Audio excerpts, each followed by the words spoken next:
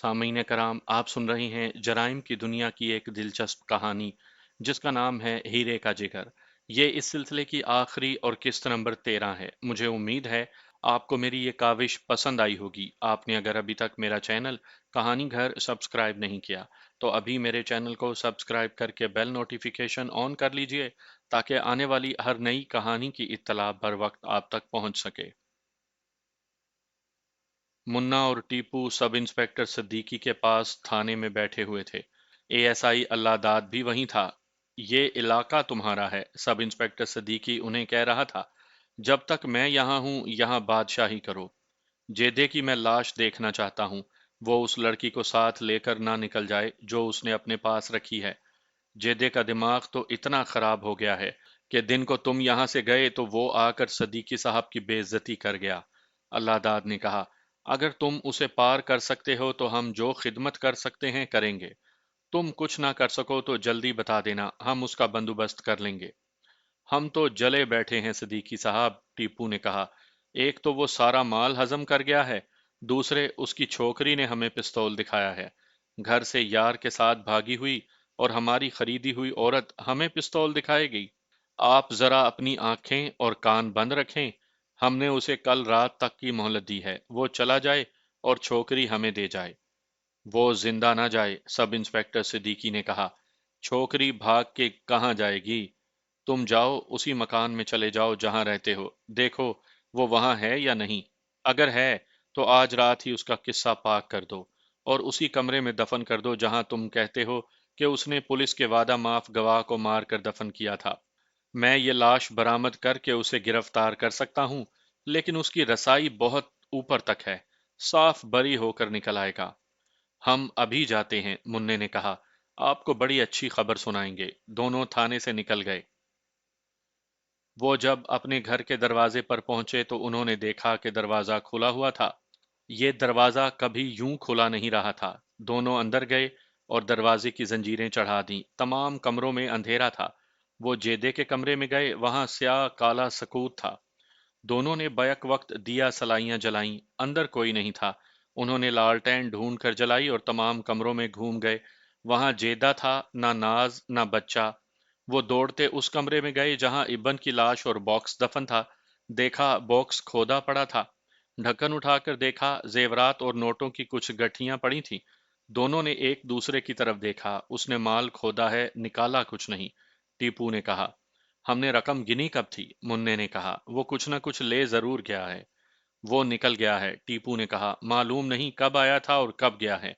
साला छोकरी को ले गया है। हम उसे ढूंढ लेंगे, मुन्ने ने कहा। चलो सिद्दीकी को बता देते हैं, वो उसे ढूंढने का इंतजाम कर देगा। जिस वक्त मुन्ना और टीपू मकान में दाखिल हुए थे उस वक्त जेदा नाज और बच्चे के साथ इम्तियाज के घर में दाखिल हो रहा था।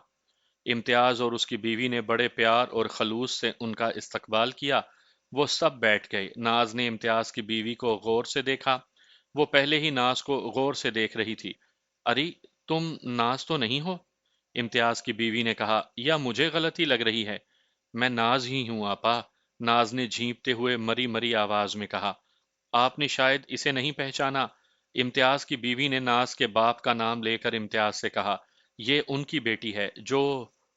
इससे आगे उसने कुछ न कहा। उसे यह कहना अच्छा न लगा कि यह लड़की घर से भाग गई थी। इम्तियाज और उसकी बीवी हैदराबाद के रहने वाले थे। हिंदुस्तान से हिजरत करके वहां आबाद हुए थे। इम्तियाज की बीवी का घर नास के घर से दूर नहीं था, इम्तियाज का घर दूर था। तुम्हें देखकर मुझे अपना भाई असलम याद आ गया है, इम्तियाज की बीवी ने कहा। अगर तुम बुरा ना मानो तो कह दूं कि लोग कहते थे कि तुम असलम के साथ चली गई हो, मगर ये बात गलत निकली। मेरा भाई तो आवारा, लेकिन ऐसा नहीं था। तुम्हारे जाने के बाद वो घर आ गया था। असलम जो नाज को जेदे के हवाले कराया था, इम्तियाज की बीवी का भाई था। जेदे की ब्लैक मेलिंग से तंग आकर वो कराची के एक होटल की तीसरी मंजिल से कूदकर खुदकुशी कर चुका था और उसकी लाश लावारिस करार देकर पुलिस ने कहीं दफन कर दी थी। असलम आजकल कहाँ है आपा? नाज ने यूं पूछा जैसे वो असलम की मौत से बेखबर हो। कुछ पता नहीं, इम्तियाज की बीवी ने कहा। वो बहुत ही आवारा हो गया था। कराची के एक आदमी ने बताया था कि वो इंग्लैंड चला गया है। वो शायद वापस नहीं आएगा। ناز پریشان ہو گئی اور سوچنے لگی کہ امتیاز کی بیوی کو بتا دے کہ اس کے بھائی نے اسے دھوکہ دیا اور اپنے کیے کی سزا پا گیا ہے۔ امتیاز نے جیدے، ناز اور بچے کو پناہ میں لے لیا اور انہیں کہا کہ وہ انہیں کراچی سے نکالنے کا انتظام کر دے گا۔ آگے یہ آپ کی ذمہ داری ہے کہ جہاں جائیں وہاں اپنا حلیہ ایسا رکھیں کہ کوئی آپ کو پہچان نہ سکے۔ امتیاز نے جیدے سے کہا، آپ کو مرے مٹے ہوئے انسانوں کی طرح رہنا ہوگا۔ 1.5-2 سال خیریت سے گزر گئے تو آپ تمام خطروں سے آزاد ہو جائیں گے۔ یہاں حکومتیں بدلتے دیر نہیں لگتی۔ ناز، امتیاز کی بیوی نے کہا، تم چھپی رہنا۔ مرد اکیلا پاس سے گزر جائے تو کوئی اسے آنکھ اٹھا کر بھی نہیں دیکھتا، لیکن تم جیسی خوبصورت اور اتنے اچھے قد کاٹ والی لڑکی ہجوم میں جا رہی ہو تو لوگ رک کر اسے دیکھتے ہیں، تم تو فوراً پہچانی جاؤ گی۔ جیدے بھائی، امتیاز نے کہا، آپ ضرورت سے زیادہ ڈرے ہوئے معلوم ہوتے ہیں۔ میں آپ کو بتا چکا ہوں کہ میں کیوں ڈرا ہوا ہوں، جیدے نے کہا۔ صرف ایک بات آپ کو نہیں بتائی تھی، میں ایک اور انسان سے بھی ڈر رہا ہوں، میں اس سے آزاد نہیں ہو سکوں گا۔ یہ میرے ساتھ رہے گا، میرے تعاقب میں رہے گا۔ کون ہے وہ؟ میں خود ہوں، جیدے نے کہا۔ میری بد نصیبی یہ ہے کہ میں لکھ پڑھ بھی سکتا ہوں۔ میں ایک ڈائری لکھتا رہا ہوں، جلا ڈالی ہے۔ یہ ڈائری میری دکھیاری تنہائی کی ساتھی تھی۔ یہ میرے دکھ سن کر اپنے سینے میں ڈال لیتی تھی۔ میرا سینہ ہلکا پھلکا ہو جاتا تھا، مگر میں گناہوں کی اس دنیا سے رخصت ہونے لگا تو یہ ڈائری میری دشمن ہو گئی۔ اس میں میری ہر ایک واردات لکھی ہوئی تھی۔ یہ ڈائری مجھے پھانسی کے تختے تک پہنچا سکتی تھی۔ میں اسے جلا آیا ہوں۔ میں آپ سے کہہ رہا تھا کہ میں اپنے آپ سے ڈر رہا ہوں۔ یہ میری غلطی تھی کہ میں نے اپنے آپ کو، جسے آپ ضمیر کہا کرتے ہیں، مارا نہیں۔ میرا جسم جرم کرتا رہا، ضمیر میرے جسم سے لا تعلق رہا، میں نے اسے لا تعلق رکھا۔ ضمیر شاید مرا نہیں کرتا، اب وہ بھی میرا دشمن ہو گیا ہے۔ مجھے پچھتانے پر مجبور کر رہا ہے، مجھے سزا دینے پر تلا ہوا ہے۔ جیدے بھائی، امتیاز نے کہا، فلاسفر بننے کی کوشش نہ کریں۔ سیدھی سی بات ہے کہ آپ اس ذلیل پیشے سے تنگ آ کر جا رہے ہیں۔ اب اسی حقیقت پر نظر رکھیں، آپ کا ذہن نارمل نہیں، آپ نے سر اور ٹانگ کے زخم کی پٹی بدلوائی نہیں۔ کل میں آپ کو یہاں قریب ہی ایک ڈاکٹر کے پاس لے چلوں گا۔ زخم تو میرے دل میں ہیں، جیدے نے کہا۔ میرا سینہ زخموں سے چھلنی ہے۔ آپ نے ٹھیک کہا ہے کہ میرا ذہن نارمل نہیں۔ میں سمجھ نہیں سکتا کہ میرے اندر کیا طوفان اٹھ رہا ہے۔ میں میں ایسے محسوس کر رہا ہوں کہ کچھ اور ہونے والا ہے۔ آپ نے یہ بھی ٹھیک کہا ہے کہ میں ضرورت سے زیادہ ڈر رہا ہوں۔ میں بزدل نہیں تھا، میں جانتا ہی نہیں تھا کہ ڈر ہوتا کیا ہے، مگر میرا دل نہ جانے کیسی گرفت میں آ گیا ہے۔ میں دوسروں سے جو کہتا پھرتا ہوں کہ مجھے کراچی سے نکالو، وہ اس لیے کہہ رہا ہوں کہ مجھے اپنے آپ پر بھروسہ نہیں رہا۔ اگر کسی نے میرا راستہ روکا تو وہ میرے ہاتھوں قتل ہو جائے گا، اور ہو سکتا ہے کہ میں خود ہی اپنے ہاتھوں قتل ہو جاؤں۔ معلوم ہوتا ہے کہ آپ کے سر کو زیادہ چوٹ آئی ہے، امتیاز نے ہنس کر کہا۔ آپ کا دماغ ہل گیا ہے یا آپ پر آگ کی دہشت طاری ہو گئی ہے؟ جیدہ اپنے آپ میں گم ہو گیا۔ اس نے امتیاز کی بات جیسے سنی ہی نہ ہو۔ وہ اس کی ہنسی سے لا تعلق رہا۔ اس دوران امتیاز کی بیوی ناز کو دوسرے کمرے میں لے گئی تھی۔ مجھے یقین نہیں آتا کہ تمہارا خاوند جیب کترا اور غنڈہ بدماش ہے، امتیاز کی بیوی نے ناز سے کہا۔ میرے لیے تو یہ فرشتہ ہے۔ شادی کو 11 سال ہو چلے تھے، خدا نے اولاد سے محروم رکھا، مجھے تو طلاق مل رہی تھی۔ امتیاز صاحب کو مجھ سے اتنی محبت ہے کہ یہ نہ مانے۔ ان کے والدین نے تو فیصلہ سنا دیا تھا کہ اولاد کی خاطر بیٹے کی دوسری شادی کروائیں گے۔ اللہ نے میری فریادیں سن لیں اور 11ویں سال یہ بچہ دیا۔ یہ 2 سال کا ہوا تو بحری بازار کی آگ کے شعلوں نے اسے گود میں لے لیا۔ جس اللہ نے بچہ دیا تھا وہی اسے بچا سکتا تھا۔ اس نے تمہارے خاوند کے دل میں رحم ڈالا اور اسے ہمت دی۔ میں تو اپنے بچے کے ساتھ اس آدمی کو بھی رو چکی تھی۔ اس آگ سے، اور وہ بھی دوسری منزل سے، زندہ نکل آنا ممکن ہی نہیں تھا۔ لیکن جس طرح یہ شخص آگ سے نکلا، میں نہیں مانتی۔ اس نے دونوں ہاتھ کانوں پر رکھ کر کہا، نہیں ناز، میں نہیں مانتی۔ میرا بچہ اور تمہارا خاوند خدا کے بھیجے ہوئے کسی فرشتے کے پروں پر جلتی ہوئی بلڈنگ کی سب سے اوپر والی منزل سے اترے تھے۔ ناز، یہ معجزہ تھا، معجزہ تھا۔ اور یہ بھی ایک معجزہ ہے کہ میں اس شخص کی بیوی ہوں، ناز نے کہا۔ آپ نہیں جانتی آپا، جیدہ انسان نہیں درندہ ہے، درندہ تھا، مگر آج دیکھ لو۔ یہ غالباً تمہارا کمال ہے، نہیں، ناز نے کہا، یہ اس کا اپنا کمال ہے، اس نے اپنے دل میں میری محبت پیدا کی، یہ صرف جیب کترا نہیں تھا، بردہ فروش اور عصمت فروش بھی تھا۔ تم اس تک پہنچی کیسے تھی؟ ناز کے چہرے کا رنگ بدل گیا، آنکھیں بے چین ہو گئیں اور وہ ادھر ادھر دیکھنے لگی جیسے امتیاز کی بیوی کے اس سوال کو ٹال رہی ہو۔ چلو دفع کرو، امتیاز کی بیوی نے ناز کے چہرے کے تاثرات کی تبدیلی بھانپتے ہوئے کہا، یہ کوئی پوچھنے والی بات تو نہیں تھی، انسان کی جہاں لکھی ہوئی ہوتی ہے وہیں پہنچ جاتا ہے۔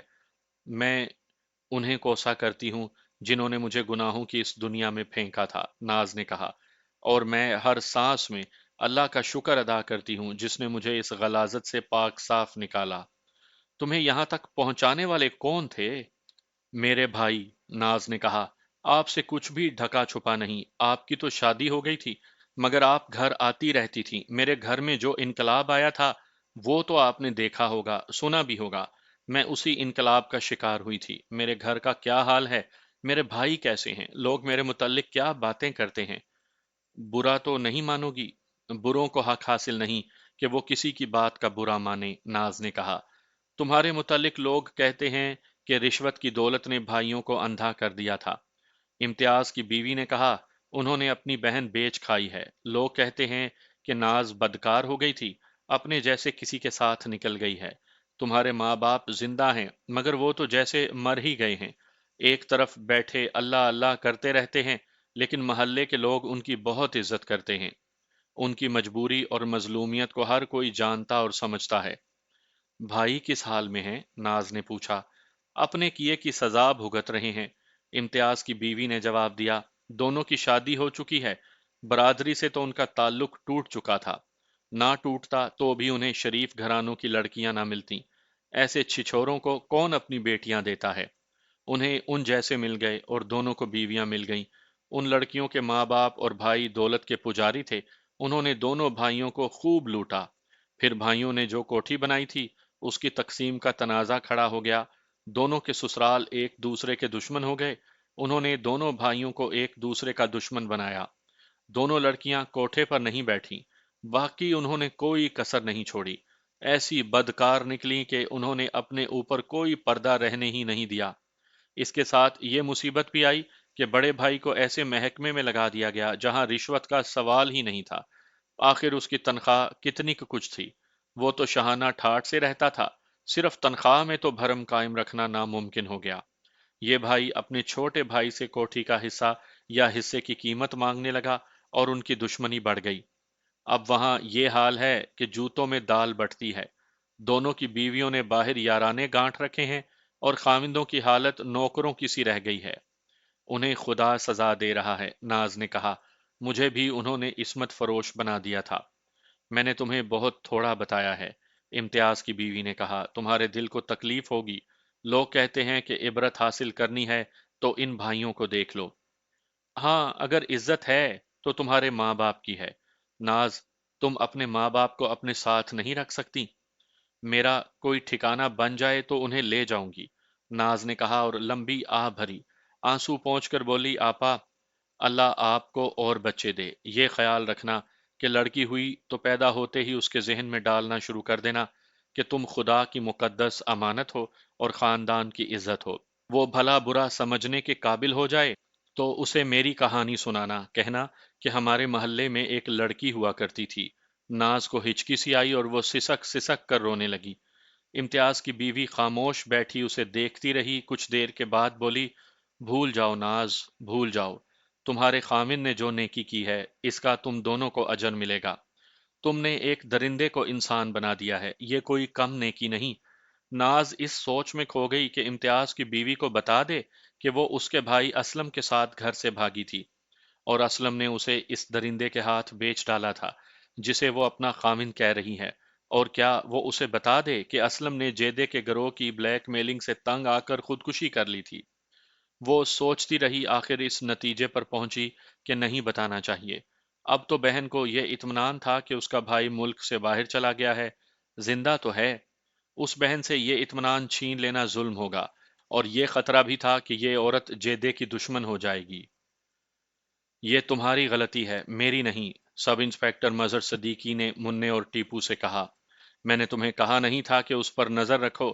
تم چرس کے کش لگا کر کہیں پڑے رہے اور وہ لڑکی کو بھی لے گیا، اور نہ جانے کتنا مال لے گیا ہے۔ مال تو بہت لے گیا ہے، منے نے کہا۔ مجھے 16 آنے یقین ہے کہ بوہری بازار سے اس نے سونا بہت اٹھایا ہے۔ نقدی بھی ہوگی، لیکن میرا دھیان سونے پر ہے۔ وہ اور بھی بہت کچھ لے گیا ہے، سب انسپکٹر صدیقی نے اداس سے لہجے میں کہا، اور میری آئندہ ترقی بھی ساتھ ہی لے گیا ہے۔ مجھے خود اس پر نظر رکھنی چاہیے تھی۔ صدیقی نے ٹیلی فون سے کسی کا نمبر ملایا اور کسی انسپکٹر چودھری کے متعلق پوچھا کہ دفتر میں ہیں یا چلے گئے ہیں۔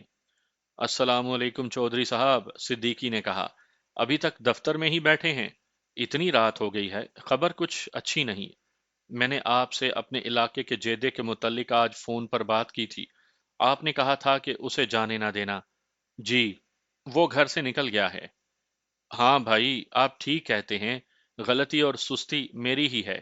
میں نے اسی کے 2 آدمی اس کے پیچھے ڈال دیے تھے، لیکن وہ، آپ جانتے ہیں، استاد ہے۔ ہاں ہاں، وہ تو میں سمجھتا ہوں۔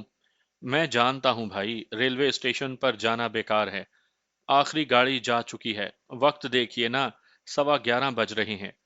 پھر وہ کچھ دیر ہوں، ہاں اور جی میں سمجھ گیا کہتا رہا، اور انسپکٹر چودھری کی باتیں سنتا رہا۔ اس نے جب ریسیور رکھا تو خاصا پریشان نظر آ رہا تھا۔ یہ سی آئی ڈی کا انسپکٹر چودھری تھا۔ سب انسپکٹر صدیقی نے مننے اور ٹیپو سے کہا، اس نے مجھے کہہ رکھا تھا کہ جیدے کو کبھی پھانسنا ہے۔ میں نے آج دن کو اسے فون پر بتایا تھا کہ جیدے نے مجھے کہا ہے کہ وہ یہ دھندا چھوڑ کر کراچی سے جا رہا ہے۔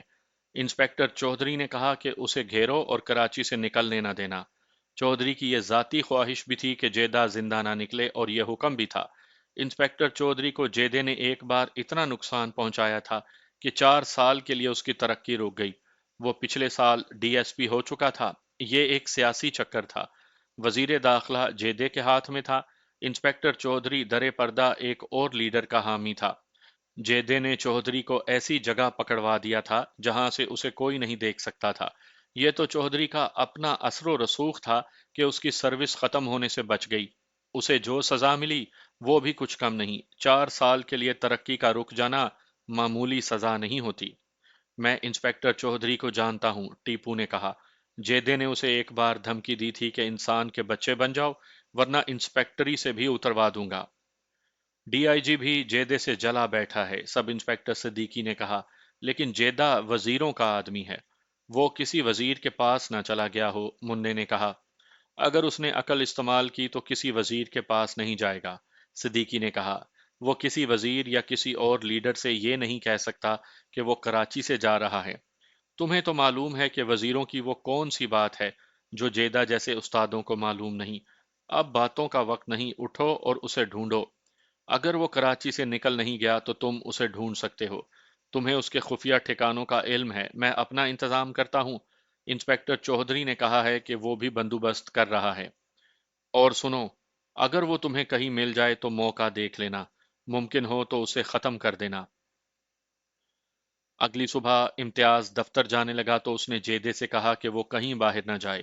امتیاز پر جیدے کا بہت بڑا احسان تھا۔ جیدے نے اس کے اکلوتے بچے کو بچایا اور انعام بھی قبول نہیں کیا تھا۔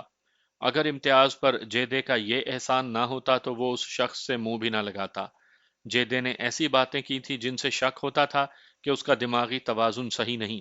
امتیاز کو شک ہوا تھا کہ یہ شخص پاگلوں کی سی باتیں کر رہا ہے، ایک ایسا جرائم پیشہ آدمی جس نے پولیس اور لیڈروں کی مدد سے ملک کا قانون بلکہ آئین اپنے ہاتھ میں لے رکھا تھا، وہ اس پیشے سے بھاگ کیوں رہا تھا؟ مگر امتیاز نے اس پر زیادہ توجہ نہ دی کہ جیدے کا دماغ ٹھکانے ہے یا اپنی جگہ سے ہل گیا ہے۔ اسے خیال آیا کہ جیدہ پاگل نہ ہوتا تو اس کے بچے کو وہ آگ میں سے نہ نکال لاتا۔ امتیاز بس میں دفتر جا رہا تھا۔ بس بوہری بازار کے قریب سے گزری تو اس نے ادھر دیکھا۔ اس پر ہول طاری ہو گیا۔ اس نے نظریں پھیر لیں۔ کل تم نے اس آدمی کو تیسری منزل کی منڈیر سے درخت پر کودتے دیکھا تھا؟ امتیاز کے آگے بیٹھا ہوا ایک آدمی اپنے ساتھ بیٹھے ہوئے آدمی سے کہہ رہا تھا، کوئی نہیں کود سکتا، اتنی لمبی چھلانگ کوئی نہیں لگا سکتا۔ کہتے ہیں وہ کسی کے بچے کو آگ سے نکال لایا تھا۔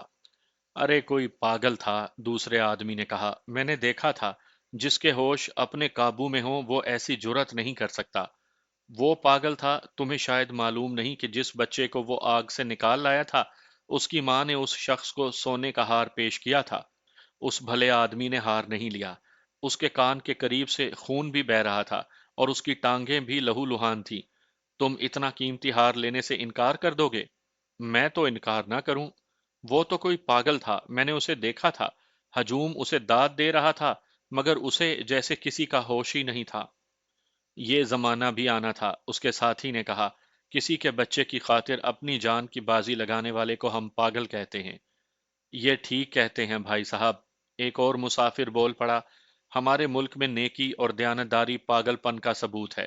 میرا ایک دوست ہے، وہ لاہور سیر کو گیا تو اس کا ایک دوست جو وہاں کے پاگل خانے میں ڈاکٹر ہے، اسے پاگل خانہ دکھانے لے گیا۔ میرا دوست کہتا ہے کہ جب میں کھلے پھرتے ہوئے پاگلوں میں گھوم پھر رہا تھا تو وہ عجیب و غریب حرکتیں اور باتیں کر رہے تھے۔ تھوڑی دیر کے بعد مجھے یوں محسوس ہونے لگا جیسے ان سب کے دماغ صحیح ہیں، میں پاگل ہوں۔ یہ مثال ہے ہمارے ملک کی۔ کہا کرتے تھے کہ نیکی کر دریا میں ڈال، اب نیکی کرنے والے کو اٹھا کر دریا میں پھینک دیتے ہیں۔ سرکاری محکموں میں جو دیانتداری سے کام کرے، رشوت نہ لے اور فرض کی لگن کی باتیں کرے، اسے اس کے ساتھی پاگل کہتے ہیں۔ آج کل دماغ انہی کے صحیح ہیں جو ہاتھ کی صفائی سے گھڑے نوٹوں سے بھر رہے ہیں۔ امتیاز پیچھے بیٹھا سن رہا تھا۔ وہ انسپیکٹر جنرل پولیس کے دفتر کا اسٹینوگرافر تھا۔ تیسرے مسافر نے جو رائے دی تھی، اس کا وہ عینی شاہد تھا۔ اس کے محکمے میں جو کچھ ہو رہا تھا، اس سے وہ انکار نہیں کر سکتا تھا۔ وہ دیکھ رہا تھا کہ اس ملک میں پولیس شہریوں کے جان و مال اور آبرو کی نہیں، برسر اقتدار پارٹی کی حکومت کی محافظ ہے، اور اس کا اولین فرض یہ ہے کہ حکمران پارٹی کے مخالفین کو سر نہ اٹھانے دے۔ پولیس کو اس فرض کی ادائیگی میں جیدے اور بشیرے جیسے استادوں کی ضرورت ہوتی ہے۔ بس امتیاز کے سٹاپ پر رکی تو وہ اپنے خیالوں سے چونک کر بیدار ہو گیا۔ وہ بس سے اترا اور اتنی تیز چلتا دفتر تک گیا جتنی تیز وہ پہلے کبھی نہیں چلا تھا۔ اسے جیدے کے لیے کچھ کرنا تھا۔ اس نے یہ تو سوچا ہی نہیں تھا کہ ڈی آئی جی سے بات کرے یا آئی جی سے۔ وہ ان بڑے افسروں سے بات کر سکتا تھا کیونکہ انہی کا تو وہ سٹینو تھا، مگر اسے یاد آ گیا کہ جیدے نے اسے کسی بڑے افسر سے بات کرنے سے منع کر دیا تھا۔ وہ دفتر میں داخل ہوا تو اس کی نظر سی آئی ڈی کے انسپیکٹر چودھری پر پڑی۔ یہ وہی چودھری تھا جس کے ساتھ سب انسپیکٹر مظہر صدیقی نے جیدے کے متعلق ٹیلی فون پر بات کی تھی۔ امتیاز کے ساتھ اس کے دوستانہ تعلقات تھے۔ اس نے چودھری کے ایک دو کام بھی کیے تھے۔ امتیاز نے اسی سے بات کرنے کا فیصلہ کر لیا۔ کیوں چودھری صاحب؟ امتیاز نے پوچھا۔ آج اتنی سویرے کیسے؟ رات ڈی آئی جی صاحب سے بات ہوئی تھی، انسپیکٹر چودھری نے کہا۔ انہوں نے کہا تھا کہ صبح سویرے دفتر آ جانا، وہ ابھی آئے نہیں۔ کیا بات ہوئی تھی؟ ایک ہسٹری شیٹر کے متعلق حکم لینا ہے، انسپیکٹر چودھری نے کہا۔ مفرور ملزم ہے امتیاز یار، کسی قاتل اور ڈاکو پر ہاتھ ڈالنے کے لیے حکم لینا پڑتا ہے۔ جہاں آئی جی تک مجبور ہوں، وہاں ہم کسی چور اچکے پر کیسے ہاتھ ڈال سکتے ہیں؟ یہ ملزم سرکار کا خاص آدمی ہے۔ ہٹاؤ چودھری صاحب، امتیاز نے کہا۔ آپ کو جو حکم ملتا ہے اس پر عمل کریں۔ اگر کوئی سرکاری غنڈہ ہے تو آپ کو کیا؟ کل حکومت بدل جائے گی تو تمام سرکاری غنڈے نئی حکمران پارٹی کی سرکار کے خاص آدمی بن جائیں گے۔ میرا ایک مسئلہ حل کر دیں۔ حکم کرو یار، انسپیکٹر چودھری نے کہا۔ تمہارے تو ہم خادم ہیں۔ امتیاز اسے اپنی میز تک لے گیا اور اپنے قریب کرسی پر بٹھا کر اسے کہا، میں نیکی کے جواب میں ایک نیکی کرنا چاہتا ہوں۔ آپ کی مدد کی ضرورت ہے۔ کام مشکل نہیں۔ ایک پرانا پاپی انسان بن گیا ہے۔ وہ پولیس کے ریکارڈ پر ہے، بلکہ یوں کہہ لیں کہ پولیس اس کے ریکارڈ پر ہے۔ اس کے خلاف کسی کورٹ میں کوئی کیس نہیں۔ اسے کراچی سے نکالنا ہے اور ایسا انتظام کرنا ہے کہ اس کے تعاقب میں کوئی نہ جائے اور ہم سب اسے بھول جائیں۔ امتیاز دوست، انسپیکٹر چودھری نے کہا، میں تمہاری خاطر یہ قربانی دے سکتا ہوں کہ کام کر دوں گا، لوں گا کچھ بھی نہیں، نہ اس سے نہ تم سے۔ صرف یہ بتا دو کہ اس نے تمہارا پیٹ بھر دیا ہے۔ اگر اس نے تمہیں خوش کر دیا ہے تو میں خوشی سے یہ کام کر دوں گا۔ اس نے مجھے اس قدر خوش کیا ہے کہ آپ تصور میں نہیں لا سکتے، امتیاز نے کہا۔ اس نے میرا نہیں، میری روح کا پیٹ بھر دیا ہے۔ میں نے اس سے لیا کچھ بھی نہیں۔ اگر آپ کچھ لینا چاہیں تو میں جو اسے دینا چاہتا تھا وہ آپ کو دے دوں گا۔ وہ کیا چیز ہے جو تم اسے دینا چاہتے تھے لیکن مجھے دے دو گے؟ سونے کا ہار، امتیاز نے کہا۔ انسپیکٹر چودھری نے امتیاز کو بڑی غور سے دیکھا اور بولا، کیا تم رات سوئے نہیں؟ کہیں گانجے کا کش تو نہیں لگا لیا؟ کیا کہہ رہے ہو؟ کس کی بات کر رہے ہو؟ इम्तियाज ने गहरा सांस लेकर कहा, बात उल्टी सी है। डीआईजी साहब के आने तक मेरी बात सुन लें, जरा लंबी बात है। आप शायद उसे जानते भी होंगे, उसका नाम जेदा है। जेदा? इंस्पेक्टर चौधरी ने बिदक कर कहा, जेदा? वो कहाँ है? मेरे पास, इम्तियाज ने कहा। मैं जिस क्वार्टर में रहता हूं वहां है। आप उसे जानते हैं ना? इंस्पेक्टर चौधरी खुशी और हिजान से बेकाबू हो चला था। संभल कर बोला, हाँ हाँ, मैं उसे जानता हूँ। कहलाता जेब कुतरा है, लेकिन पुलिस और सियासी लीडरों में उसका शोहरा है। आप उसे जेब कुतरे या सियासी गुंडे की हैसियत से जानते होंगे, इम्तियाज ने कहा, लेकिन मैंने उसे किसी और रंग रूप में देखा है। मेरे लिए वो फरिश्ता है। आप तो जानते हैं कि मैं बोहरी बाजार में दूसरी मंजिल पर रहता था। अरे हाँ भाई, इंस्पेक्टर चौधरी ने कहा, मैंने कल सुना है कि तुम्हारा सब कुछ तबाह हो गया है। बहुत अफसोस है भाई। कोई खिदमत मैं कर सकूं तो बताओ। अल्लाह आपको खुश रखे, इम्तियाज ने कहा। एक दोस्त ने अपना क्वार्टर दे दिया है। ये जो कपड़े पहने हुए हैं यही बचे हैं। अब तो नया घर नए सिरे से बनाना पड़ेगा। मोमिन ना बनो इम्तियाज, इंस्पेक्टर चौधरी ने कहा। जिस शख्स को तुम कराची से निकलवाना चाहते हो वो तुम्हें इस किस्म के 4 घर बनाकर दे सकता है। तुम उसके लिए जो काम कर रहे हो वो मामूली काम नहीं। इसके एवज तुम उसे अपने जले हुए सामान की दुगनी कीमत वसूल कर सकते हो, और वो इतनी कीमत आसानी से दे सकता है। वो मुझे इतनी ज्यादा कीमत दे चुका है जो किसी के तसव्वुर में भी नहीं आ सकती, इम्तियाज ने कहा।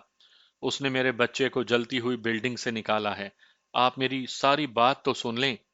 इम्तियाज को जेदे ने अपनी जो कहानी सुनाई थी वो उसने इंस्पेक्टर चौधरी को सुना दी। जेदे ने जिस तरह इम्तियाज के बच्चे को आग से निकाला था वो भी सुना दिया, और जिस जज्बाती अंदाज से जेदे ने इम्तियाज को अपना मसला बताया था, इम्तियाज ने उसी अंदाज से चौधरी को सुना दिया।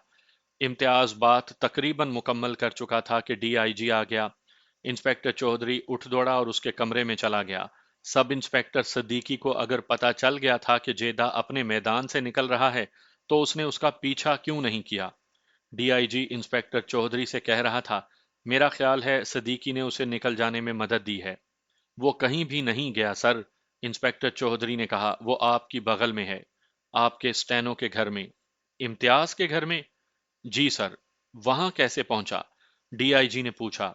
क्या इम्तियाज ने उसे पनाह दी है? इंस्पेक्टर चौधरी ने उसे वो सारी दास्तान सुना दी जो उसे इम्तियाज ने सुनाई थी।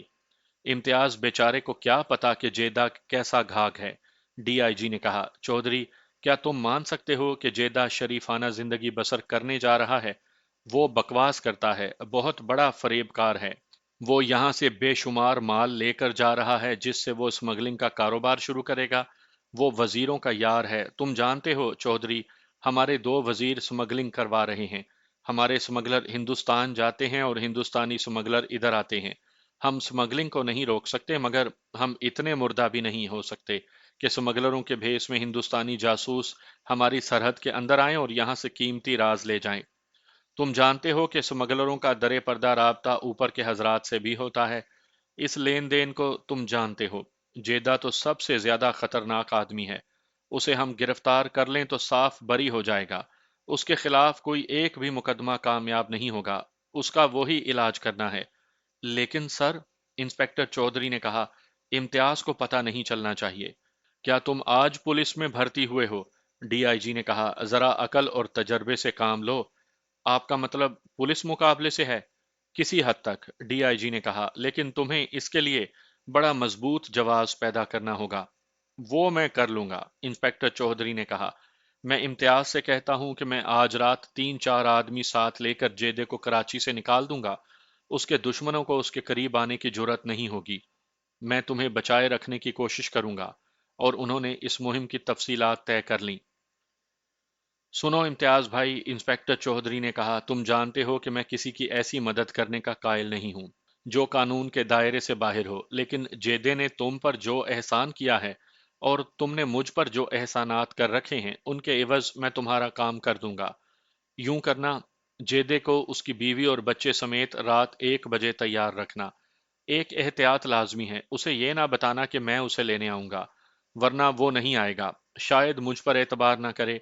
दूसरी वजह यह है कि किसी भी वक्त यह जाहिर हो सकता है कि उसे मैंने कराची से निकाला था। 2 आदमी आएंगे, जेदा उन्हें पहचानने की कोशिश ना करे। उसे बता देना कि हम कुछ दूर तक पैदल जाएंगे। इम्तियाज ने कुछ ना समझते हुए भी इंस्पेक्टर चौधरी का शुक्रिया अदा किया और कहा कि वो सब कुछ समझ गया है। वो बहुत ही खुश था कि वो एहसान का बदला चुका रहा है।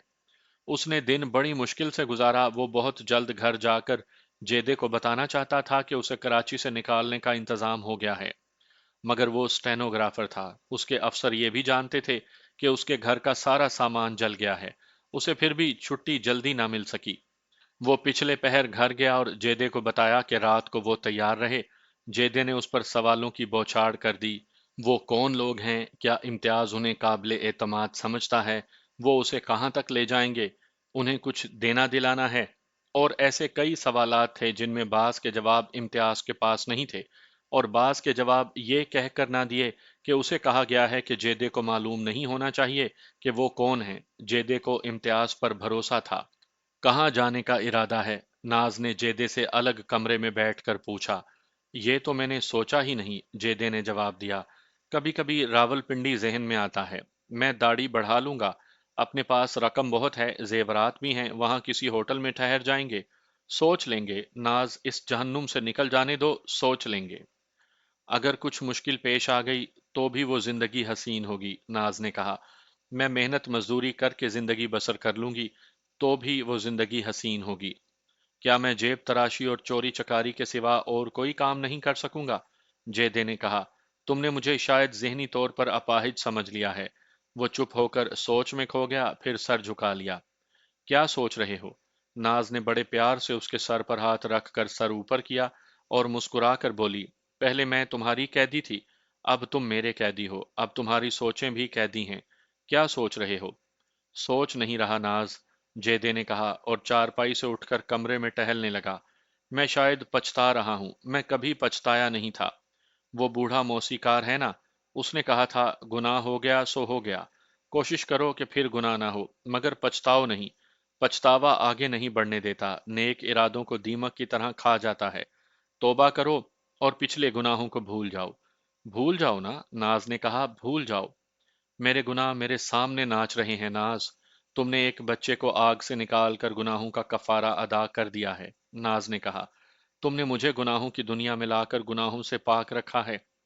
मैंने बच्चे जिंदा जलाए भी हैं नाज, जेदे ने बेचैन से लहजे में कहा।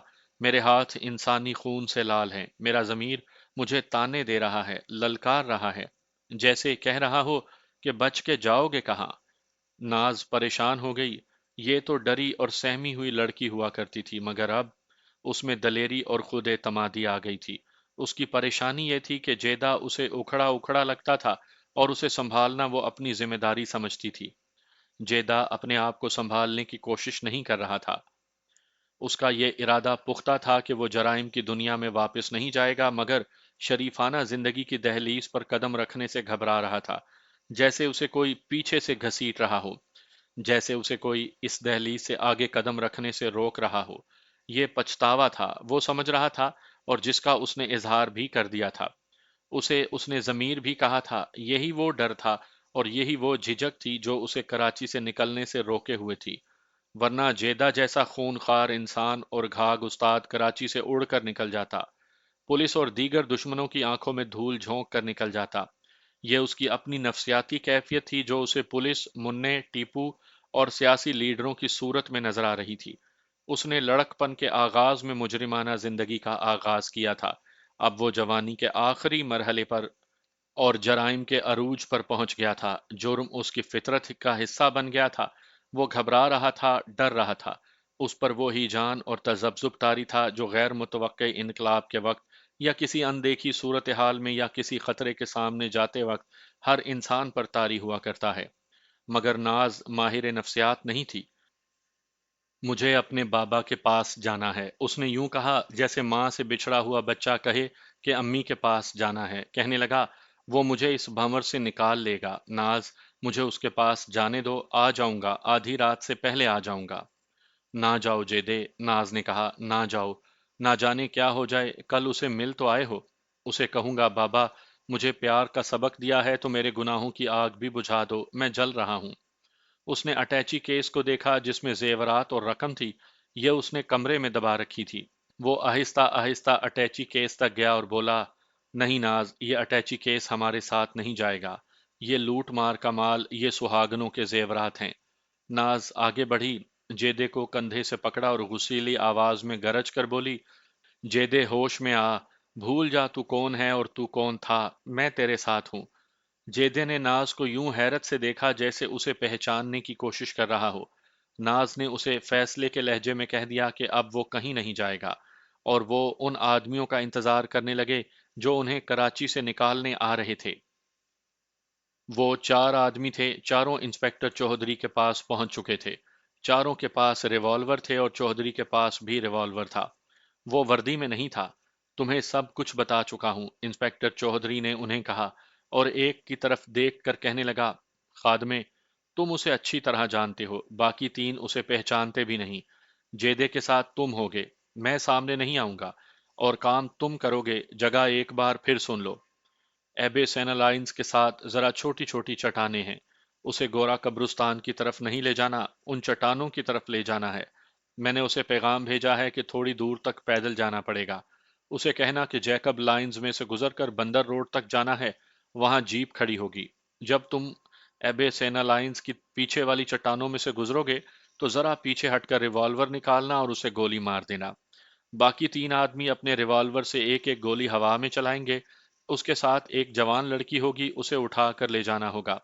وہ کوئی شریف لڑکی نہیں، وہ گھر سے بھاگی ہوئی اور جیدے کی خریدی ہوئی 3 ساڑھے 3 سال سے اس کے پاس ہے۔ وہ شریف ہو ہی نہیں سکتی۔ وہ خود تمہارے ساتھ چل پڑے گی اور ان کے ساتھ 2 3 سال کا ایک بچہ ہوگا، اسے آرام سے گولی مار دینا۔ چودھری صاحب، خادمے نے جس کا نام خادم حسین تھا کہا، میں نے آپ سے پہلے بھی کہا تھا، اب پھر کہتا ہوں کہ آپ کا ساتھ ہونا ضروری نہیں، نہ ہی 4 آدمیوں کی ضرورت ہے۔ ہم 2 آدمی کافی تھے، میں جیدے اور بچے کو بھی ختم کر دیتا اور لڑکی کو آسانی سے ساتھ لا سکتا تھا۔ تم تو کہتے ہو کہ جیدے کو اچھی طرح جانتے ہو، چودھری نے کہا، ہو سکتا ہے اسے کچھ شک ہو جائے، پھر وہ ہم پانچوں کے ہاتھ نہیں آئے گا۔ اس صورت میں ہم جو کاروائی کریں گے وہ پولیس مقابلہ ہوگا۔ ہمیں ادھر ادھر سے 1 2 آدمی پکڑ کر انہیں گولی مارنی پڑے گی تاکہ کیس پوری طرح مضبوط ہو جائے۔ میری ضرورت اس لیے بھی ہے کہ وہ بے شمار مال ساتھ لے کر جا رہا ہے، اور اس کے ساتھ بڑی خوبصورت لڑکی ہے۔ تم جانتے ہو کہ مال اور عورت دشمنی اور فساد کی جڑ ہے۔ تم آپس میں لڑو مرو گے، اگر وہ فوراً مارا گیا تو ہم سب لڑکی اور مال کے ساتھ وہاں سے کھسک آئیں گے، اور اخباروں میں خبر چھپے گی کہ کراچی کا مشہور گنڈا جیدہ قتل ہو گیا ہے، اور پولیس نے نامعلوم قاتل کے خلاف مقدمہ درج کر لیا ہے۔ باقی اسکیم تم جانتے ہو، تمہیں جو انعام ملے گا وہ بھی تم جانتے ہو۔ مقابلے کی صورت میں تمہیں سرکاری طور پر الگ انعام دلایا جائے گا، اور اخباروں میں تمہاری تصویریں بھی چھپیں گی۔ رات کا 1 بج رہا تھا جب دروازے پر دستک ہوئی۔ جیدہ، ناز، امتیاز اور اس کی بیوی جاگ رہے تھے۔ دستک نے سب کو چونکا دیا۔ امتیاز نے دروازہ کھولا اور واپس آ کر جیدے کو بتایا کہ وہ آ گئے ہیں۔ جیدے کے چہرے کا رنگ بدل گیا۔ اس نے امتیاز سے ہاتھ ملایا مگر کچھ بولا نہیں۔ آپا، ناز نے امتیاز کی بیوی سے بغل گیر ہو کر کہا، بھول جانا کہ میں آپ سے کبھی ملی تھی۔ حیدرآباد جائیں تو میرے ماں باپ کو نہ بتانا کہ میں آپ سے ملی تھی، ان کے زخم پھر کھل جائیں گے۔ جیدے نے اٹیچی کیس اور ناز نے سوئے ہوئے بچے کو اٹھایا اور کچھ کہے بغیر باہر نکل گئے۔ چاندنی شفاف تھی، سمندر کی نمی کی وجہ سے کراچی کی چاندنی بہت ہی شفاف ہوا کرتی ہے۔ دروازے کے ساتھ ایک آدمی کھڑا تھا جس نے سر پر اس طرح کپڑا ڈال رکھا تھا کہ اس کا چہرہ بھی ڈھکا ہوا تھا۔ کون ہو بھائی؟ جیدے نے پوچھا۔ اتنے میں 3 آدمی اسی طرح کا منہ اور ناک کپڑوں میں چھپائے ان کی طرف آئے۔ جیدے کے کان میں سرگوشی پڑی، وہ آ رہے ہیں، اب نہ پوچھنا میں کون ہوں۔ جیدہ کچھ چونکا۔ اس نے پتلون نما پاجامے کی ناف میں ریوالور اڑس رکھا تھا، اس میں 6 گولیاں تھیں۔ اس نے کچھ گولیاں ایک کپڑے میں باندھ کر کمر کے گرد قمیض کے اندر لپیٹ رکھی تھی۔ وہ خطرے کے مقابلے کے لیے تیار تھا۔ اس کی کمزوری یہ تھی کہ ناز اور بچہ اس کے ساتھ تھے۔ وہ اب 4 آدمیوں کے نرغے میں ایبے سینا لائنز کے عقب میں چٹانی راستے پر جا رہے تھے۔ جیدے کو معلوم نہیں تھا کہ ان کے ساتھ 5واں آدمی بھی ہے۔ وہ دور ہٹ کر جا رہا تھا۔ جیدے نے ایک بار پھر ان سب سے پوچھا کہ وہ کون ہیں۔ بے غم ہو کر چلے چلو استاد، اسے ایک کی آواز سنائی دی، بندر روڈ تک پیدل چلنا ہوگا۔ خاموشی طاری ہو گئی، کوارٹر ایک طرف ہٹ گئے تھے، وہ اب چٹان کے ساتھ ساتھ جا رہے تھے، پھر وہ چٹان کے اوپر چلے گئے۔ جیدہ اور ناز کے ساتھ ساتھ جو آدمی چلا جا رہا تھا وہ آگے بڑھ کر ان دو آدمیوں کے ساتھ ہو گیا جو 4-5 قدم آگے آگے جا رہے تھے۔ انہیں اس نے سرگوشی میں کہا کہ وہ اور آگے چلے جائیں۔ وہ پھر پیچھے آنے والے آدمی کے ساتھ ہو گیا اور اسے کہا کہ وہ چٹان کے اوپر اوپر چلے۔ پھر وہ جیدے کے ساتھ ہو گیا۔ انسپکٹر چودھری چٹان کی دوسری طرف جا رہا تھا، اسے اپنے آپ کو چھپا کر رکھنا تھا۔ اس آدمی نے دیکھا کہ اس کے ساتھی دور ہٹ گئے ہیں تو وہ جیدے کے ساتھ ہو گیا۔ جیدے استاد، اس نے سرگوشی کی، میں خادمہ ہوں، ہیڈ کانسٹیبل خادم حسین۔ میں نے تمہیں خبردار کرنے کا موقع پیدا کیا ہے۔ مجھ سے زیادہ باتیں نہ پوچھنا، صرف میری سننا۔ تم جان کے خطرے میں لے جائے جا رہے ہو۔ میں جہاں اشارہ کروں وہاں سے نکل بھاگنا۔ ہمارے ساتھ انسپکٹر خالد چودھری ہے، تم اسے نہیں دیکھ سکتے۔ مجھے آج شام بتایا گیا ہوتا تو میں تمہیں پہلے ہی خبردار کر دیتا۔ اب تم کمال کر دکھاؤ کہ نکل بھاگو۔ میرے اشارے کا انتظار کرنا۔ میرے ریوالور سے گولی نکلے گی مگر تمہیں نہیں لگے گی۔ یہ 3 آدمی کون ہیں؟ جیدے نے سرگوشی میں پوچھا۔ کانسٹیبل ہیں، خادم حسین نے جواب دیا۔ میں زیادہ باتیں نہیں کر سکتا، انہیں شک ہو جائے گا۔ جیدہ انسپکٹر چودھری اور ہیڈ کانسٹیبل خادم حسین کو اچھی طرح جانتا تھا۔ اسے معلوم تھا کہ چودھری اس کا دشمن ہے اور خادم حسین اس کا دوست ہے۔ جیدے کو یہ بھی معلوم تھا کہ خادم حسین کیوں اسے بچانے کی کوشش کر رہا ہے۔ 1.5 سال پہلے کا واقعہ ہے کہ خادم حسین کسی ایسے جرم میں موقع پر پکڑا گیا تھا جو اس کی سروس بھی ختم کر سکتا تھا اور اسے 1.5-2 سال کی سزا بھی دلا سکتا تھا۔ جیدے کو پتا چلا تو اس نے اپنا ایک آدمی پیش کر کے کہا تھا کہ جرم تو اس آدمی نے کیا تھا اور ہیڈ کانسٹیبل خادم حسین وہاں سے گزر رہا تھا۔ اس کے علاوہ جیدے نے ایک وزیر سے کہہ کر خادم حسین کو صاف بچا لیا اور اس کی جگہ اپنے آدمی کو 6 ماہ سزائے قید دلا دی تھی۔ خادم حسین جیدے کا زر خرید غلام بن گیا۔ اب اسے موقع ملا تھا کہ جیدے کو اس نیکی کا صلہ دے۔ وہ جگہ آ گئی تھی جہاں خادم حسین کو پیچھے ہٹ کر جیدے پر گولی چلانی تھی۔ آگے والے 3 آدمی اور آگے چلے گئے اور پیچھے والا آدمی اور زیادہ پیچھے رہ گیا۔ انسپکٹر چودھری دور دور جا رہا تھا، اس کے کان گولی کی آواز کے منتظر تھے، مگر خادم حسین کا ریوالور فائر نہ ہوا۔ چودھری خادم حسین کو پکار نہیں سکتا تھا، نہ وہ ادھر جا کر دیکھ سکتا تھا کہ وہاں کیا ہو رہا ہے اور گولی کیوں نہیں چل رہی۔ آگے چٹانوں کی جو تھوڑی سی بلندی تھی وہ ختم ہو رہی تھی اور وہ کوارٹر آ گئے تھے جو ایبے سینا لائنز کی طرح فوجی بارکوں میں بنائے گئے تھے۔ بارکوں میں لمبے لمبے برآمدے تھے، وہاں کے رہنے والوں نے اپنے کوارٹروں کے آگے جنتر منتر کی باڑیں اگا رکھی تھی۔ بعض پودے اتنے اونچے ہو گئے تھے کہ ان کی اوٹ میں دراز قد آدمی چھپ سکتا تھا۔ بارکوں کے ساتھ ساتھ چند گز اونچی چٹانی زمین تھی۔ انسپکٹر چودھری پریشان ہو گیا، وہ خادم حسین کو کوئی اشارہ دینے کی سوچنے لگا۔ آخر کراچی کی رات ریوالور کے دھماکے سے لرز اٹھی۔ ہیڈ کانسٹیبل خادم حسین کے ریوالور نے گولی اگل دی تھی، مگر گولی ہوا کو چیرتی جانے کدھر نکل گئی۔ اس کے ساتھ ہی انسپکٹر چودھری کو اس طرف شور سا اور بھاگ دوڑ سی سنائی دینے لگی۔ 3 ریوالور یکے بعد دیگرے فائر ہوئے۔ یہ 3 کانسٹیبلوں کو اسکیم کے مطابق ہوا میں فائر کرنے تھے۔ انسپکٹر چودھری ادھر کو دوڑا گیا۔ اب اسے آوازیں صاف سنائی دے رہی تھیں، ادھر دیکھو، میں نے اسے ادھر ہی جاتے دیکھا ہے۔ جا کہاں سکتا ہے، وہ گولی کھا کر کہاں چلا جائے گا؟ خادم حسین اور اس کے 3 ساتھی ادھر ادھر بھاگ دوڑ رہے تھے۔ چودھری نے انہیں پکارنا شروع کر دیا۔ سب سے پہلے اسے خادم حسین کی آواز سنائی دی، چودھری صاحب، وہ نکل گیا ہے۔ چودھری ادھر کو دوڑا، اسے شک ہو گیا تھا۔ خادم حسین نے چودھری کو بتایا، میں اسے گولی مارنے کے لیے پیچھے ہٹا تو پیچھے بڑا سا پتھر تھا، اس سے ٹھوکر کھا کر میں پیٹھ کے بل گر پڑا۔ انگلی ٹریگر پر تھی، ریوالور فائر ہو گیا۔ میں جتنی دیر میں اٹھتا تھا وہ عورت اور بچے کے ساتھ چٹان کے اندر ہو کر نکل گیا۔ پیچھے آنے والے کانسٹیبل نے اپنے ہیڈ کانسٹیبل کے بیان کی تصدیق کر دی کہ وہ واقعی پیچھے کو گر پڑا تھا اور اس کا ریوالور فائر ہوا تھا۔ ان میں سے کسی کو شک تک نہ ہوا کہ ہیڈ کانسٹیبل خادم حسین دانستہ گرا تھا۔ گرنے سے پہلے اس نے جیدے کو بتا دیا تھا کہ وہ گرے گا اور جیدہ بھاگ جائے۔ جیدے سے اس نے یہ بھی کہا تھا کہ اگر ریوالور پاس ہے تو نکال لو، پولیس مقابلہ ہوگا۔ उस वक्त जेदा एक बारक के बरामदे में पहुंच गया था। उसके लिए नाज और बच्चे ने मुश्किल पैदा कर रखी थी। उनके पास अटैची केस भी था। जेदे ने रिवॉल्वर हाथ में ले रखा था। उसने नाज से इतना ही कहा था कि भागो। ये क्या हो रहा है? बरामदे में पहुंचकर नाज ने जेदे से पूछा, तुम भागे क्यों थे और गोली किसने चलाई थी? धोखा हुआ है नाज, जेदे ने जवाब दिया। मुझे मालूम नहीं था ये धोखा इम्तियाज ने दिया है या किसी तरह मेरे एक दुश्मन इंस्पेक्टर पुलिस को पता चल गया है। इम्तियाज ने मुझे बताया नहीं था कि इंस्पेक्टर खालिद मुझे लेने आ रहा है। वो बता देता तो मैं धोखे में ना आता।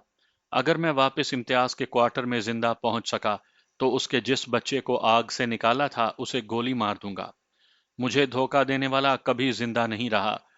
क्या तुम किसी और तरफ नहीं निकल सकते? नाज ने घबराई हुई आवाज में कहा। वापस जाने की कोशिश ना करो, तुम अकेले होते तो और बात थी। यहाँ एक ठिकाना है, जेदे ने कहा। बूढ़े से तार नवाज का घर यहाँ से ज्यादा दूर नहीं, मैं वहां तक पहुंचने की कोशिश करूंगा। दुआ करो ये लोग हमारे ताकुब से हट जाएं। वो लोग ताकुब से हटने वाले नहीं थे। इंस्पेक्टर चौधरी के कहने पर दो कांस्टेबल चिल्लाने लगे, चोर चोर चोर, और वो जेदे को ढूंढने लगे। चौधरी ने सोचा था कि चोर चोर के शोर से क्वार्टरों में से कुछ लोग बाहर आ जाएंगे और वो किसी एक को गोली मार कर कहेगा कि गोली जेदे ने चलाई है, ताकि पुलिस मुकाबले का जवाब पैदा किया जा सके। मगर वो भूल गया था कि कराची में चोरों और डाका जनों की इतनी भरमार थी कि पड़ोस में से चोर चोर का शोर उठता तो लोग घरों में दुबके रहते थे। उन्हें मालूम था कि रात को चोरों की हुकूमत होती है और लुटा हुआ कोई आदमी थाने में रिपोर्ट दर्ज करवाने जाता है तो उसके साथ वहां ऐसा सलूक होता है जैसे उसके घर चोरी हुई ही नहीं, और अगर हुई है तो चोर वो खुद है। चौधरी ने यह भी सोचा था कि लोग जाग उठेंगे तो जेदा किसी क्वार्टर में नहीं छुप सकेगा। मगर इस शोर का फायदा जेदे को हुआ। उसे पता चल गया कि उसका ताकुब करने वाले कहाँ हैं और कितनी दूर हैं। वो नाज और बच्चे के साथ बरामदे से निकला और एक ऊंची बाड़ की ओट में हो गया। चांदनी इतनी शफाफ थी कि चांद भी जेदे का दुश्मन हो गया। बाढ़ की दूसरी तरफ से कोई गुजर रहा था। जेदा बाढ़ के साए में था। आदमी की चाल बता रही थी कि वो उसे ढूंढ रहा है। जेदा और नाज दुबके रहे। वो आदमी जरा आगे जाकर घूमा और बाढ़ के अंदर आ गया। वो चांदनी में था। जेदे को साफ नजर आ गया कि उस आदमी के हाथ में रिवॉल्वर है। वो दबे पांव बड़ी आहिस्ता आहिस्ता कदम उठाता जेदे की तरफ गया। जेदा भाग नहीं सकता था। उसने रिवॉल्वर सीधा किया और गोली चला दी। वो कांस्टेबल था। वो रुका और आहिस्ता आहिस्ता उसके घुटने दोहरे होने लगे। उसके हाथ से रिवॉल्वर गिर पड़ा। जेदा उसकी तरफ दौड़ा और उसका रिवॉल्वर उठाकर नाज के पास गया। रिवॉल्वर नाज को देकर बोला, तुमने रिवॉल्वर चलाया कभी नहीं, ये तो जानती हो कि कैसे फायर होता है। अब डरना और सोचना नहीं, कोई भी सामने आए रिवॉल्वर उसकी तरफ करके गोली चला देना। मैं किसी को कत्ल नहीं कर सकूंगी, नाज ने डरी हुई आवाज में कहा। तुम्हारे हाथों कोई भी कत्ल नहीं होगा, जेदे ने कहा। जो कोई सामने आए तुम गोली चला देना, गोली इधर उधर से निकल जाएगी और वो आदमी भाग जाएगा। वो कांस्टेबल गिर चुका था। जेदे ने नाज को साथ लिया और दोनों दौड़ पड़े। बच्चे को जेदे ने उठा लिया था। अटैची केस नाज के हाथ में था। उन्हें इंस्पेक्टर चौधरी और उसके आदमियों की आवाजें सुनाई दे रही थीं, जिनसे जेदा उनसे फासले और सिमत का अंदाजा कर रहा था। मगर उसे ये मालूम नहीं था कि उनके दो और साथी कहाँ हैं। उसके लिए ओट काफी थी। आगे झुग्गियां आ गईं जो हिंदुस्तान से हिजरत करके आने वालों ने बनाई थीं। जेदे ने झुग्गियों के अंदर जाना मुनासिब न समझा। वो जानता था कि इनकी गलियां बहुत तंग हैं और दो तीन झुग्गियों के बाद मुड़ जाती हैं, और बाज गलियां झुग्गियों में ही खत्म हो जाती हैं।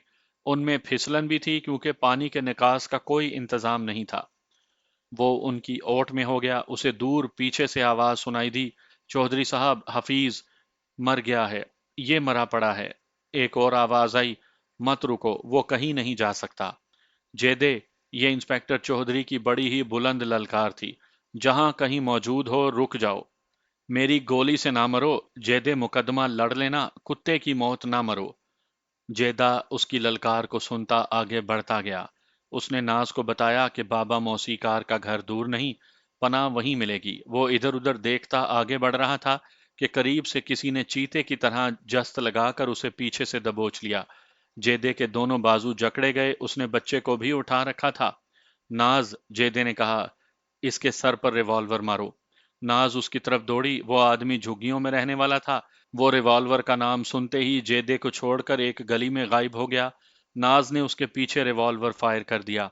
वो आदमी तो बच निकला, मगर गोली के धमाके ने उनकी निशानदेही कर दी। जेदे के कहने पर नाज उसके साथ दौड़ पड़ी। उसके साथ ही ये मुश्किल पैदा हो गई कि बच्चा जाग उठा और रोने लगा। जेदा बच्चे को पुचकारने लगा। नाज ने भी उससे प्यार किया, लेकिन बच्चा बिस्तर पर नहीं था और उसके ऊपर किसी कमरे की छत नहीं थी। वो जिन्हें अपने माँ बाप समझता था, वो दौड़े जा रहे थे, इसलिए बच्चा डर कर और ऊंचा रोने लगा। रिवॉल्वर की एक गोली फायर हुई जो जन्नाटे से जेदे के करीब से गुजर गई। ये इंस्पेक्टर चौधरी के रिवॉल्वर की गोली थी। उसने जेदे और नाज को देख लिया था। वो दोनों करीब ही एक मकान की ओट में हो गए। उन्हें इंस्पेक्टर चौधरी की ललकार एक बार फिर सुनाई दी, जेदे, बुजदिलों की मौत ना मर, सामने आ जा। आगे वो क्वार्टर आ गए जिनमें से एक में बूढ़ा सितार नवाज रहता था। वो गहरी नींद सोया हुआ था। उसके दरवाजे पर बड़ी जोर की दस्तक हुई। उसकी आंख खुली तो दस्तक और ज्यादा जोर से हुई।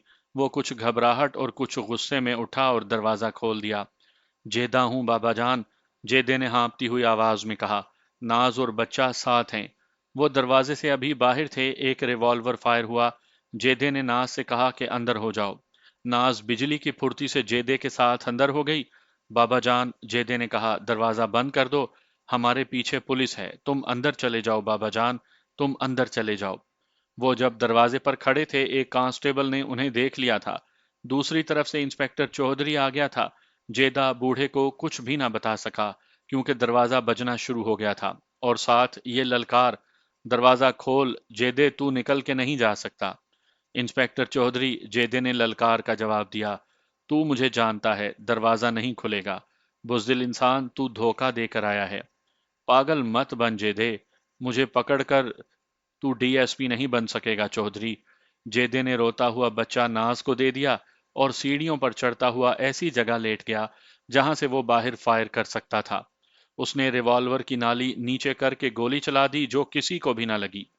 जेदे, नाज ने उसे पुकार कर कहा, मुझे कोई जगह बताओ, मैं खड़ी क्या कर रही हूं। अंदर हो जाओ नाज, जेदे ने कहा, मैं औरत को नहीं लड़ाऊंगा। मर गया तो जो सामने आए उस पर गोली चला देना। इतने में गश्त की पुलिस के 4 कांस्टेबल जिनके पास राइफलें थीं इधर आ गए। वो गोलियों के धमाके सुनकर आए थे। इंस्पेक्टर चौधरी ने 2 को क्वार्टर के पिछवाड़े भेज दिया और 2 को साथ वाले क्वार्टर की दीवार पर चढ़ाने लगा। खुद सामने वाले क्वार्टर का दरवाजा खटखटाने लगा। थोड़ी देर के बाद सूरत मुहासरे की हो गई। सामने वाले क्वार्टर की मुंडेर पर चौधरी और खादिम हुसैन ने मोर्चा बांध लिया। साथ वाले क्वार्टर की छत पर 2 कांस्टेबल चढ़ गए थे। पिछवाड़े भी कांस्टेबल थे। जेदे ने आखिरी सीढ़ी पर मोर्चा बांध लिया। उसके आगे अच्छी आड़ थी। उसने रिवॉल्वर फायर किया, जिससे उसकी निशानदही हो गई। उस पर 4-5 गोलियां आईं। बूढ़ा मौसीकार हैरानो परेशान कमरे में खड़ा था और नाज उसे बता रही थी कि वो किस तरह इस फंदे में आए हैं। नाज ने बच्चे को उठा रखा था और उसे बहला रही थी। बच्चा अपने अब्बू को पुकार रहा था। कराची की रात गोलियों के धमाकों से लरजने लगी। जेदे के मुंह से कर्बनाक ऊह निकल गई। एक गोली उसके बाएं कंधे में लग गई थी। कहीं से वो नजर आ रहा था। चौधरी, जेदे ने बड़ी ही बुलंद आवाज में कहा, आज तुम्हें बताऊंगा कि पुलिस मुकाबला क्या होता है। कल अखबारों में सच्चे पुलिस मुकाबले की खबर छपेगी। तुम मुलजिम को धोखे में कत्ल करके उसे पुलिस मुकाबला कहा करते हो। उसने साथ वाले क्वार्टर की मुंडेर पर गोली चलाई। हाय मारा गया की आवाज सुनाई दी और एक कांस्टेबल ठंडा हो गया। इसके साथ ही जेदे ने अपनी पोजीशन बदली, मगर सामने वाले क्वार्टर की मुंडेर से वो साफ नजर आ गया। एक गोली आई जो उसकी हंसली से जरा नीचे से उसके जिस्म से पार हो गई। जेदा लुढ़क गया, मगर संभल कर उठ खड़ा हुआ। एक और गोली आई जो उसके दाएं बाजू में से गुजर गई। बाजू की हड्डी टूट गई। उसके हाथ से रिवॉल्वर गिर पड़ा। उसे चक्कर आया, मगर अपने आप को संभाल कर सीढ़ियां उतरने लगा। वो लड़खड़ा रहा था। उसके जिस्म से 3 गोलियां पार हो चुकी थीं। वो सेहन में पहुंचा तो गिर पड़ा। नाज ने कमरे में से उसे देख लिया। वो दौड़ी आई। उसने रोते हुए बच्चे को उठा रखा था। वो जेदे के करीब बैठ गई और उसे बुलाया। नाज। उसने नाज के मुंह पर हाथ फेरा और कहा, माफ कर देना, तुम्हारी हिफाजत ना कर सका। नाज ने चांदनी में जेदे को खून में नहाया हुआ देखा तो बिफर कर उठी। اس کے ایک بازو میں بچہ تھا جسے اس نے سینے سے لگا رکھا تھا اور دوسرے ہاتھ میں ریوالور تھا۔ اس نے ادھر ادھر دیکھا، اسے سامنے والے کوارٹر کی منڈیر پر انسپکٹر چودھری نظر آ گیا۔ چودھری نے دیکھ لیا تھا کہ جیدہ صحن میں گر پڑا ہے، اس لیے وہ کوئی خطرہ محسوس نہیں کر رہا تھا۔ ناز نے ریوالور سیدھا کیا اور گولی چلا دی۔ چودھری منڈیر سے نیچے آ پڑا۔ اس کے ساتھ ہی ساتھ والے کوارٹر کی منڈیر سے دو دھماکے ہوئے، فاصلہ زیادہ نہیں تھا۔ ایک گولی بچے کی پیشانی میں لگی، دوسری ناز کے سینے میں داخل ہو گئی۔ وہ گری لیکن اس نے بچے کو اپنے بازو میں جکڑے رکھا۔ بوڑھے موسیقار نے دیکھا تو اس نے برآمدے اور صحن کے بلب جلا دیے اور صحن میں آ کر بلند آواز سے بولا، بدبختو یہ تینوں مر چکے ہیں، آ جاؤ۔ اور وہ جیدہ اور ناز کے پاس بیٹھ کر ہچکیاں لینے لگا۔ دروازے پر دستک ہوئی تو اس نے اٹھ کر دروازہ کھول دیا۔ سب سے پہلے ہیڈ کانسٹیبل خادم حسین اندر آیا اور دوڑ کر جیدے کے پاس آن بیٹھا۔ قسم لے لو دوست، اس نے جیدے سے کہا، میں نے سب گولیاں ہوا میں چلائی تھیں۔ جیدہ مسکرایا۔ کانسٹیبل جو بچ گئے تھے اندر آ گئے۔ جیدے نے ناز کو اپنے قریب پڑے دیکھا تو اٹھ بیٹھا۔ اس نے ناز کا ہاتھ پکڑ لیا اور مسکرایا۔ اس نے دیکھا کہ گولی ناز کے سینے میں اور بچے کی پیشانی میں لگی ہے۔ یاد ہے تمہیں ناز، اس نے کہا، تم نے میرے کمرے میں ماں اور بچے کی تصویر لگائی تھی، اور میں نے ایک دن تصویر پر دو گولیاں چلائی تھیں۔ ایک گولی ماں کے سینے میں اور دوسری بچے کی پیشانی میں لگی تھی۔ تم نے وہ تصویر وہیں لگی رہنے دی تھی۔ میں یہ تصویر اس دنیا سے اپنے ساتھ لے جا رہا ہوں۔ اب ہم آزاد ہیں، ہمارے دکھ ختم ہو گئے۔ بچہ مر چکا تھا۔ ناز کی آنکھیں بند ہونے لگیں۔ اس نے جیدے کا ہاتھ مضبوطی سے پکڑ لیا اور اس نے آخری ہچکی لی۔ اس کے مردہ ہاتھ کی گرفت جیدے کے ہاتھ پر اور زیادہ سخت ہو گئی۔ جیدے نے بوڑھے موسیقار کی طرف دیکھا، پھر اپنے گرد کھڑے پولیس کے آدمیوں کو دیکھا۔ میں جا رہا ہوں، اس نے کہا، کل ایک اور جیدہ میری جگہ لے لے گا۔ میں خوش ہوں کہ اپنے گناہوں کی سزا پا لی ہے۔ مجھے سزائے موت ملنی چاہیے تھی۔ میں نے اسی طرح انسانوں کا خون بہایا تھا۔ اس کی آواز لڑکھڑانے لگی۔ اس نے بوڑھے موسیقار کی طرف دیکھا مگر یہ بوڑھا چہرہ دھندلا گیا۔ خاموش فضا میں ایک مترنم صدا تیرنے لگی، اللہ اکبر، اللہ اکبر۔ جیدے نے آہستہ آہستہ گردن گھمائی جیسے اس مقدس صدا کو ڈھونڈ رہا ہو۔ وہ ایک طرف لڑکنے لگا۔ بوڑھے موسیقار نے اسے اپنے بازوؤں میں تھام لیا اور گرنے نہ دیا۔ تانپور کی ہلکی ہلکی گونج کی طرح جب جیدے کے کانوں میں یہ آواز پڑی، الصلاۃ خیر من النوم، اس کا سر ڈھلک گیا اور وہ نیند سے جگانے والی مقدس اور مترنم صدا پر ابدی نیند سو گیا۔ سینے میں دکھوں کا زہر اور پیار کا تریاق اور پولیس کی 3 گولیاں لیے